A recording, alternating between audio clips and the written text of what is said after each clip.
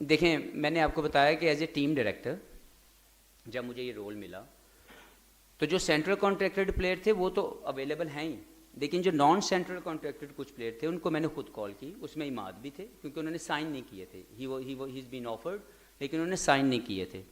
तो मैंने उनको खुद कॉल की और मैंने उनको बताया कि मेरे प्लान में Pakistan as a team director आप मौजूद हैं और मैं ये चाहता हूँ कि आप पाकिस्तान क्रिकेट को सर्व करें और आप मुझे अपनी अवेलेबिलिटी दें।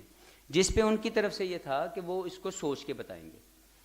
2 दिन के बाद उन्होंने मुझे मैसेज किया कि he is not available for the New Zealand series.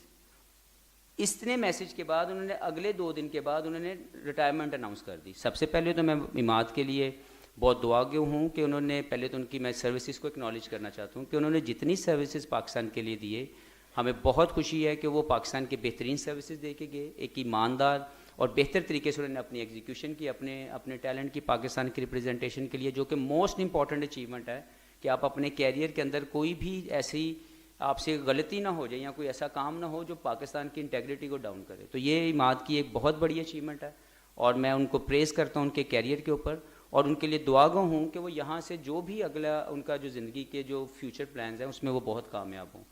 दूसरा, ज़रूर इसी तरह आमिर की आप बात कर रहे हैं तो मैंने खुद आमिर को कॉल की और मैंने उनसे रिक्वेस्ट की कि ये अगर आप चाहते हैं कि पाकिस्तान आप खेलना चाहते हैं तो सबसे पहले आप अपनी रिटायरमेंट वापस लें, आप दोबारा डोमेस्टिक सर्किट में जाएं, वहाँ पे परफॉर्म करें, वहाँ से सिलेक्शन कमेटी आपकी परफॉर्मेंस की बेसिस पे आपको सिलेक्ट करेगी और जब आप हमारे पास आ जाएंगे पाकिस्तान टीम में तो आई अश्योर यू कि you will be given equal opportunity like others. कहीं पे भी कोई तकलीफ नहीं होने वाली।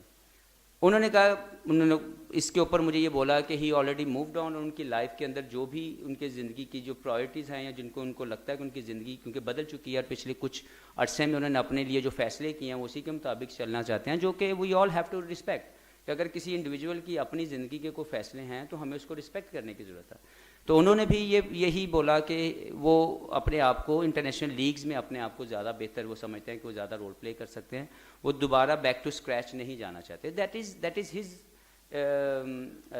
ऑब्वियसली डिसीजन और हमें उसको रिस्पेक्ट करने की ज़रूरत है। तो मैंने बड़ा क्लियर मैसेज ये दो और इसके अलावा भी कुछ प्लेयर मुझे जो लगे कि उनको मैंने कॉल किया है और मैंने उनको बताया कि आप हमारे लिए फुल हमारे प्लान में हैं, लेकिन you have to get into the system, you have to perform in domestic cricket. आप अगर वहाँ पे अपने आप को अवेलेबल नहीं करेंगे तो आपको घर से बुला के पाकिस्तान की प्राइड नहीं मिलेगी।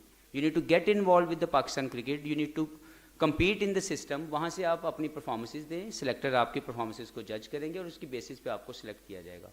तो मेरे as a team director plan के अंदर वेरी क्लियर ये चीज़ है और मैं सबको बताता जाऊँ कि मैं हर एक बंदे को क्लियर कम्युनिकेट करूँगा। अगर उसकी कम्युनिकेशन का जवाब मेरे पास आएगा तो डेफिनेटली मैं उसको उसी के मुताबिक कंसीडर करूँगा। लेकिन अगर किसी की भी इंडिविजुअल जो है वो डिसीजन है तो वो उसका अपना इंडिविजुअल डिसीजन है, हमें सबको उसकी रिस्पेक्ट करनी चाहिए।